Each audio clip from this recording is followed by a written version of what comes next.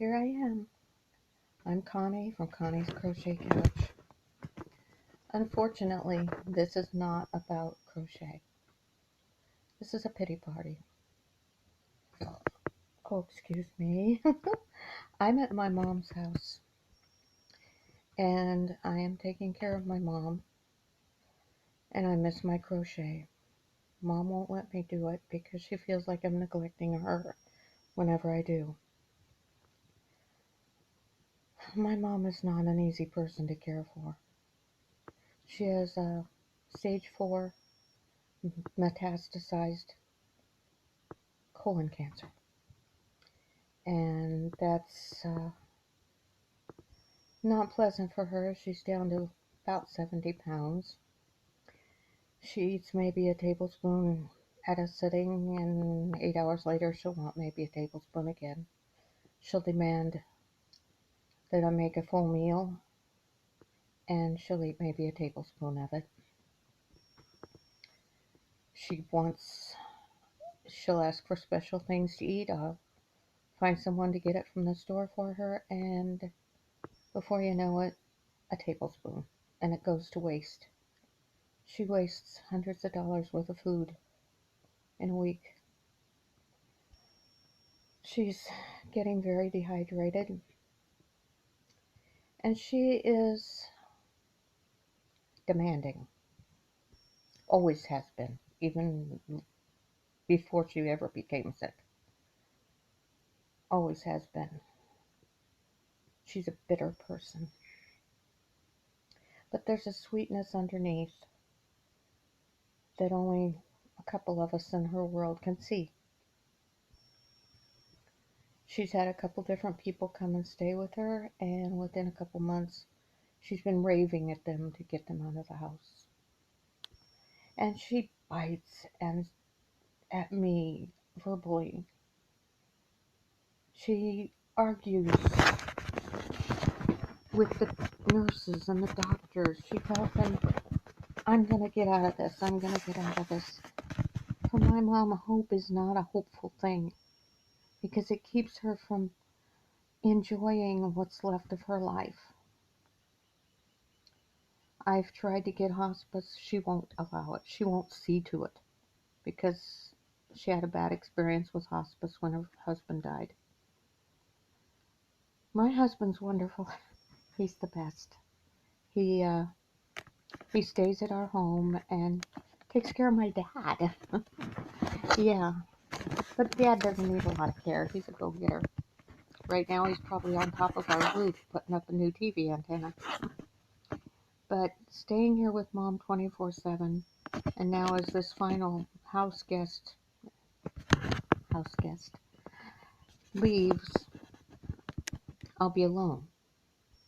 We do have a health nurse and a physical therapist that comes in a couple times a week for 15-20 minutes just to check on her. Yesterday they said her blood pressure was 175 over 80. They wanted to put her in the hospital, and she said no. She wanted to wait another day and start taking her blood pressure medicine again, which she had insisted on stopping because she's that way. She wants to control everything and everyone around her. I understand she's hurting. I really do. And I feel so honored that God's allowed me to have both of my parents in my care. Dad doesn't need a lot of care yet. Thank you, Lord. He doesn't need the care yet. But he does need someone there with him. He does have some health issues. And my husband's wonderful. He fetches and carries anything we need. If I need him to come and sit with mom for a few minutes so I can run errands, he'll do it. But I can't leave him with her for very long because he doesn't do the icky stuff. When she makes a mess, I have to be here. I'm the only one allowed to clean her up. My sister came last weekend from Iowa, She was only able to get here because her husband has trucker's credentials to get across state lines. And she stayed for the weekend. That gave me a break. But she can't come back. She has a family of her own to take care of, and she can't come back. My other sister wants nothing to do with the situation. It's her plan to let mom die as quickly as possible and put her out of her misery. I am torn about that. I've promised mom that I will not put in a DNR order, but my sister will. And she has the medical power of attorney, which I'm not quite sure how that ever happened, but she has it. But she's in Ohio. I can't even touch her. And her and mom are like two cats in a bag. They scratch each other to pieces when they have to even talk. And I suffer from depression, as do all of us in our family. So when she hollers, Connie, Connie, come, I have to run. And most mornings I don't get my pills. So I sit and have a big fat pity party. And that's not healthy for me either. And all the lifting and pulling on her doesn't help my knee any. I had knee replacement back in November. And since I'm a big girl, it's taken a long time for that to get all healed up. And the guest bed in her house isn't exactly friendly to my leg. So I feel so alone. I'm going to ask the health nurse today about palliative care, if anything like that is available to help me somehow. I don't know. I shouldn't be dumping all this on you. It's an honor to be allowed to take care of my elderly parent. It is.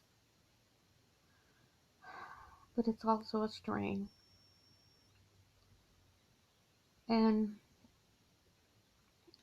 I am at try so hard not to let go, not to cry, because if I cry, she thinks I'm looking for pity. So I'm trying so hard not to cry. When the day finally comes that I get her in the ground, then I'll cry. And I'll feel guilty for all these things I felt. But right now, this is how it is. If you pray for me. I need wisdom. I need patience. I know they say don't pray for patience because God will make you wait. Boy, that seems to be true. I must be getting a lot of patience right now because I'm doing a lot of waiting. Even though I just do a lot of sitting, watching her sleep, I'm still on edge because I never know when those pretty blue eyes are going to pop open and she's going to holler, Connie! Connie!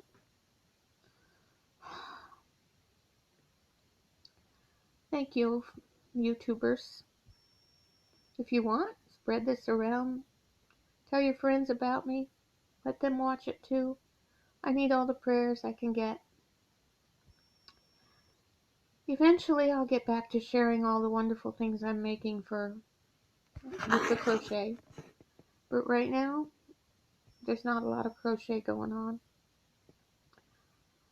I have a mama to care for. And I love her, despite all her faults, because I know I have faults too. So if you can, send me some happy thoughts today. And pray for me. Thank you. Connie, signing off from Connie's Crochet Couch, on location at Mama's house.